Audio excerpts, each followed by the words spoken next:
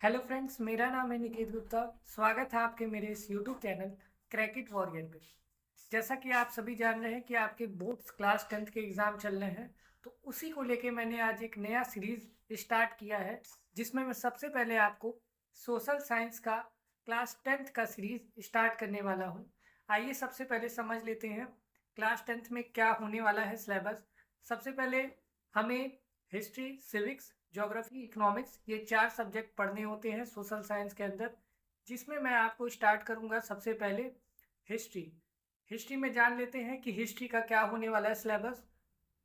जैसे कि पहला unit rise of nationalism in Europe, second unit हम लोग पढ़ेंगे rise of nationalism in India, next unit रहेगा the making of a global world, जैसा कि इसमें वर्ल्ड हिस्ट्री आपको देखने को मिलता होगा। And next unit the age of industrialisation, जिसमें हम लोग पढ़ेंगे कैसे इंडस्ट्रीज डेवलप हुई, कैसे 1600 का वो पीरियड है जिसमें कई सारे चेंजेस हुए, जिससे क्या इंडिया पर इम्पैक्ट पड़ा, हम उसमें समझेंगे। नेक्स्ट यूनिट है लास्ट हिस्ट्री में print culture and modern world. आइए बिना आपका समय जाया करते हुए मैं स्टार्ट करता हूँ हिस्ट्री। पहला unit nationalism in Europe. Yes, nationalism word क्या है? नेशनलिज्म वर्ड ये है कि किस तरह से आपके अंदर कैसा माइंडसेट डेवलप होता है, कैसा सेंटिमेंट डेवलप होता है, जिससे कि आप अपने नेशन के लिए कुछ कर कर सकें।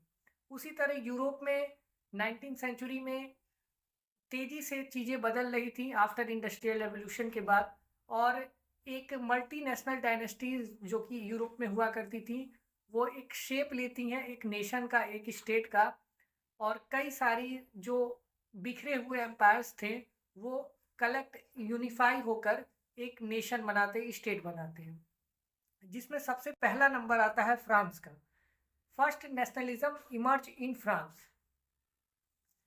फ्रांस में ही क्यों डेवलप हो रहा है नेशनलिज्म? इसका कारण ये है कि फ्रांस में उस टाइम कई सारे फिलोसफर्स हुआ करते थे जो क्वेश्चनिंग कर रहे थे चर्च अथॉरिटी से या पोप से कि अगर कोई भी चीज़ हो रहा है इस वर्ल्ड में तो वो डिवाइन नहीं है, उसके पीछे कोई साइंटिफिक रीज़न है, जिसके कारण फ्रांस में लोग क्वेश्चन करना करने लगे, स्पिरिट ऑफ इंक्वायरी जनरेट होने लगी।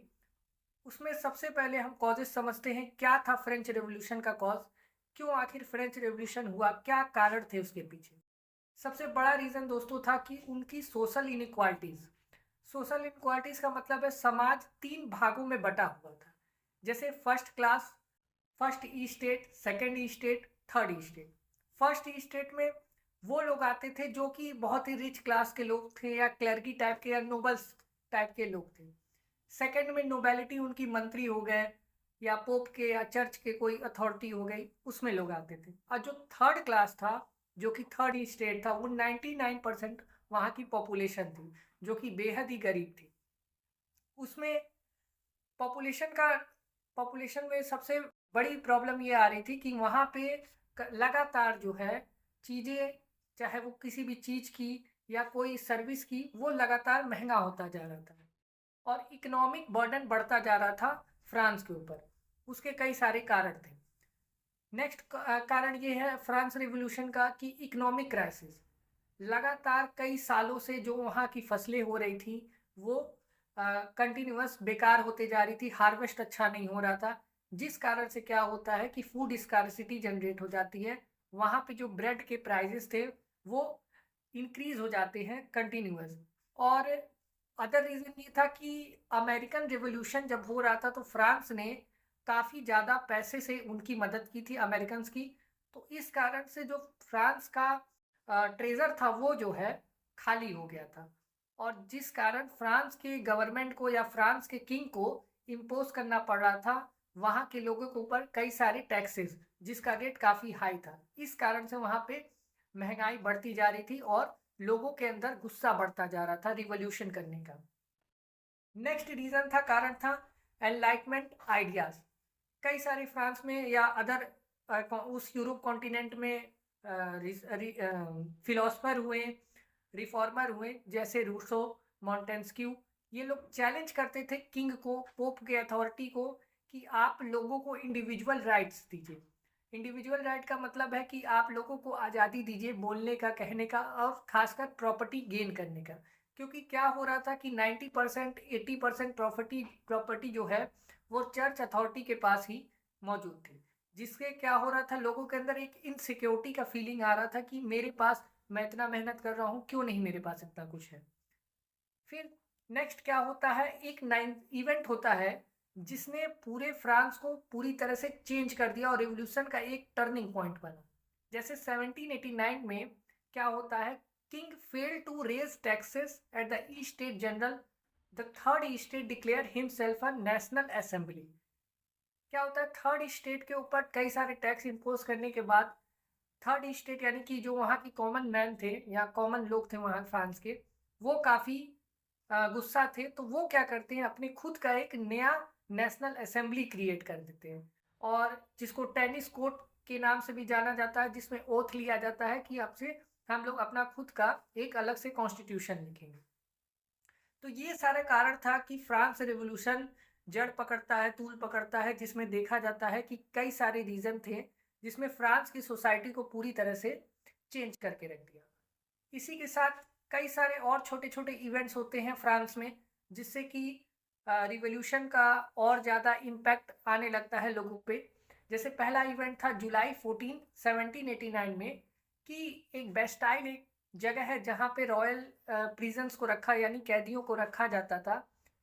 उसको लोग क्या कर लेते हैं, वहाँ के जो कॉमन लोग थे उसको अटैक कर लेते हैं, और यहाँ वहाँ के जितने भी वेपन्स हैं, जितने भी हथियार वहाँ रखे थे, उसको लूट के ले जाते हैं।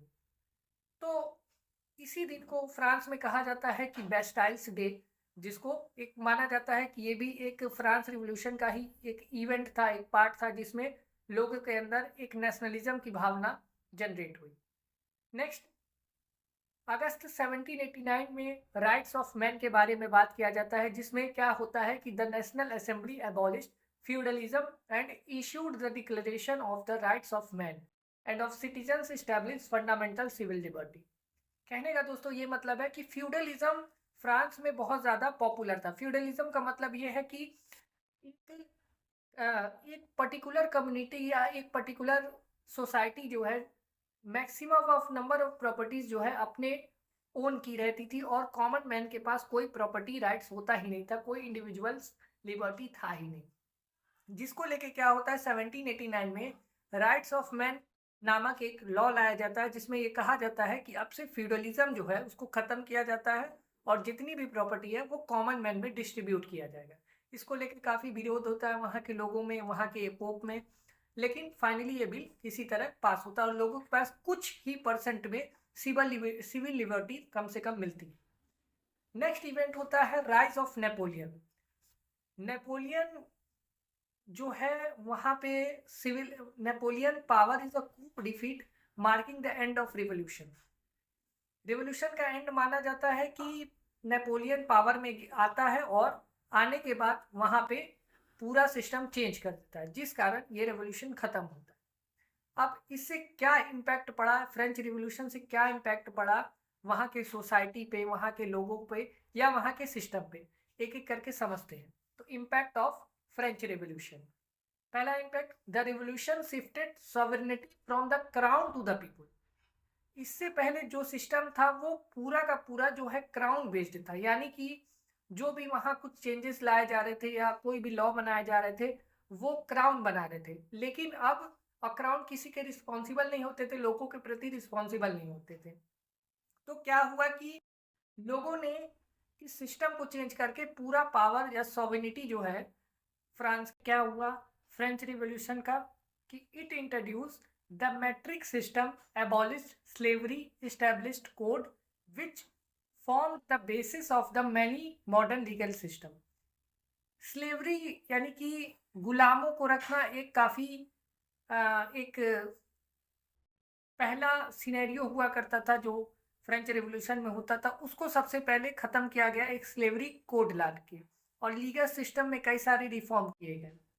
नेक्स्ट रिफॉर्म हुआ, it is principles sparked future movement for independence and democracy across Europe and America. ये पहला ऐसा नेशनलिज्म का मूवमेंट था जिससे और भी अदर कंट्रीज को एक प्रेरणा मिली, इंस्पिरेशन मिला, जिससे कि वो अपने कंट्री में इंडिपेंडेंस के लिए मूवमेंट चला सके या रिवॉल्यूशन के लिए मूवमेंट चला सके। तो ये सारे कई सारे जो इम्पैक्ट थे जो आपको फ्रेंच रिवॉल्यूशन में देखने को मिलते हैं। नेक्स्ट, इसी नेशनलिज्म में हम लोग बात करेंगे इसी पीरियड में यूनिफिकेशन ऑफ जर्मनी। यानी जर्मनी जो स्टेट है वो पहले कई पार्ट्स में या कई प्रोविंस में टूटा हुआ था, जिसको यूनिफाई करने का काम हुआ 1866 से लेके 71 तक।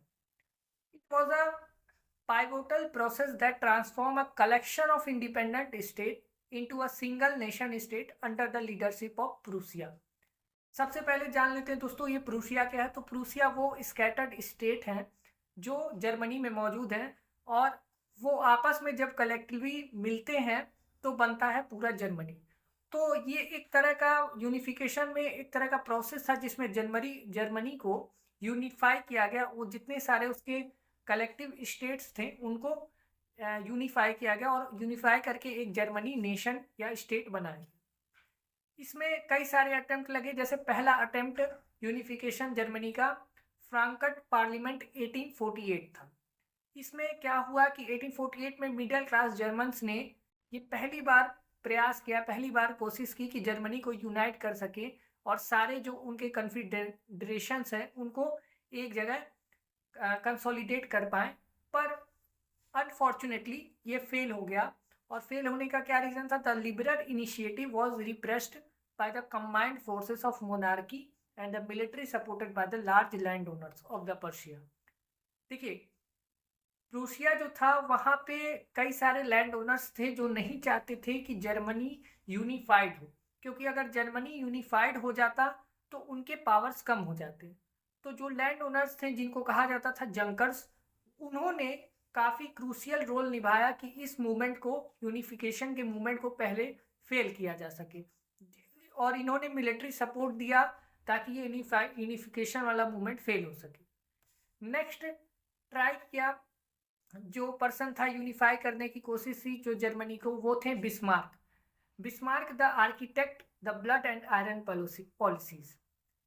जो बिस्मार्क था become the architecture of unification of Germany process, believing it would be achieved through military force. Bismarck ये बिलीव रखते थे कि जर्मनी को यूनिफाई करना केवल और केवल जो है मिलिट्री फोर्स के बलबूते ही किया जा सकता है और कोई रास्ता नहीं है। तो उन्होंने मिलिट्री फोर्स का यूज़ करके जर्मनी को यूनिफाई करने की कोशिश की, और साथ ही साथ प्रूसिया जो स्कैटर्ड स्टेट्स हैं उनकी मदद ली और वहाँ के उनकी आर्मी की मदद ली, ब्यूरोक्रेसी की मदद ली, ताकि जर्मनी को यूनिफाइड किया जा सके। यूनिफाई करने के प्रोसेस में 7 ईयर तक एक 3 वॉर चला। जो पहला वॉर था वो था डेनिश वॉर 1864, जिसमें प्रूसिया और ऑस्ट्रिया जो है आपस में लड़ते हैं और ऑस्ट्रिया को हरा देता है प्रूसिया और ऑस्ट्रिया दोनों मिलकर डेनमार्क को हरा देते हैं और कंट्रोल कर लेते हैं उसके दो एक स्टेट पे या कॉन्फिडेंसी पे। सेकेंड वॉर होता है ऑस्ट्रिया प्रूसिया वॉर, जिसमें प्रूसिया डिफीट ऑस्ट्रिया। ये ध्यान दीजिएगा, ये ऑस्ट्रेलिया नहीं है, ये ऑस्ट्रिया है। ऑस्ट्रेलिया अलग है और ऑस्ट्रिया यूरोपियन कॉन्टिनेंट में आता है, और ऑस्ट्रेलिया जो है सदर्न कॉन्टिनेंट में या southern part of the continent है। तो ये ध्यान देना है। तो Austria Prussia war 1866, Prussia defeated Austria excluding from the Germany affairs and forming the north German confederation. Prussia क्या करता है? ऑस्ट्रिया जो वहाँ का एक छोटा स्टेट है उसको हरा के उसके टेरिटरी पे कब्जा कर लेता है और जर्मनी में यूनिफाइड करने की, एक नेशन में यूनिफाई करने की कोशिश करता है। थर्ड और लास्ट वॉर जो होता है वो होता है फ्रांसिस्को प्रूसियन वॉर 1870 to 71। इसमें प्रूसिया क्या करता है? फ्रांस को, जो कि वहाँ पे लीड लिए हुआ था सदर्न जर्मनी के कुछ पोर्शंस में, वहाँ से उसको निकाल कर भगा देता है और प्रूसिया पूरी तरह से कंट्रोल कर लेता है, और फाइनली जो जर्मनी है यूनिफाइड हो जाता है। बाद में कुछ सेरेमनीज होते हैं जैसे proclamation of Germany empire 1871 ceremony. इसमें क्या होता है? जो किंग विलियम्स थे, प्रूसिया के जो किंग थे, वो 18 जनवरी 1871 को प्रोक्लेम करते हैं कि जर्मनी जो है एम्पायर बन चुका है, जिसको कैसर बोला जाएगा, एम्पायर यानी केसर। और ये कहाँ पे होता है? पैलेस ऑफ वर्सलीज में एक जगह है, वहाँ पे ये प्रोक्लेमेशन इंट्रोड्यूस किया जाता है, लोगों को बताया जाता है कि जर्मनी आज से यूनिफाइड है।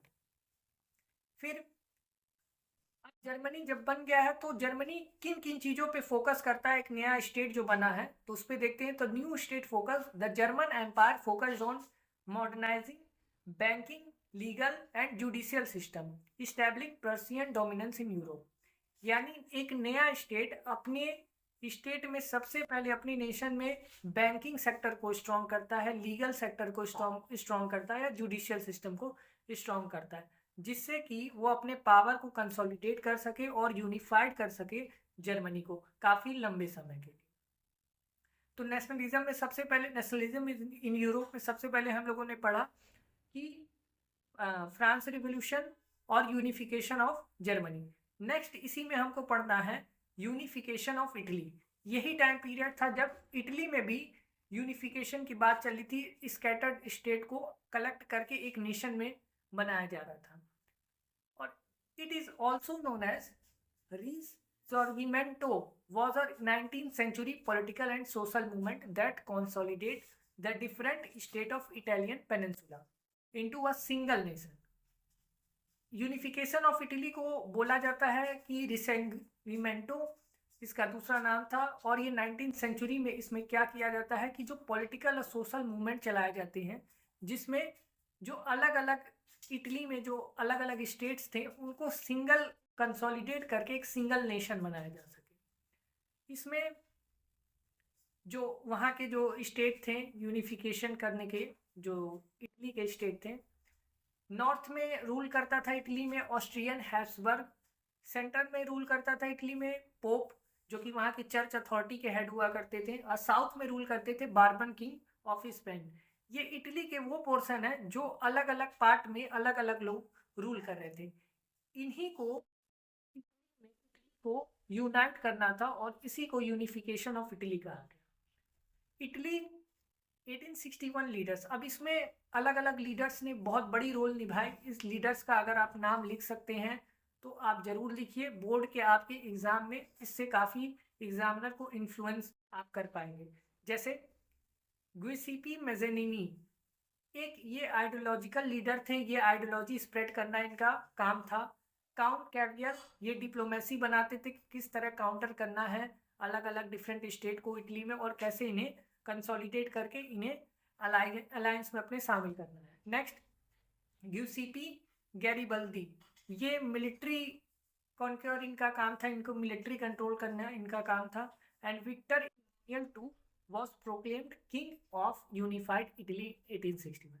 जब फाइनली इटली यूनिफाइड हो गया तो इमानुएल II जो है ये बनते हैं वहाँ के किंग और फाइनली और इटली को यूनिफाई कर देते हैं और पूरा जो प्रोसेस है इटली का वो पूरी तरह से एक नेशन में कन्वर्ट हो जाता है और इटली यूनिफाई हो जाता है। तो इसी के साथ दोस्तों इस नेशनलिज्म इन यूरोप को आज ये ख़त्म करते हैं। नेक्स्ट वीडियो में हम बात करेंगे नेशनलिज्म इन इंडिया की। पर दोस्तों आप उससे पहले जिसने भी मेरे चैनल को सब्सक्राइब नहीं किया है प्लीज़ वो करके जाइए और आपको वीडियो कैसा लगा ये कमेंट में ज़रूर बताइए। Thank you.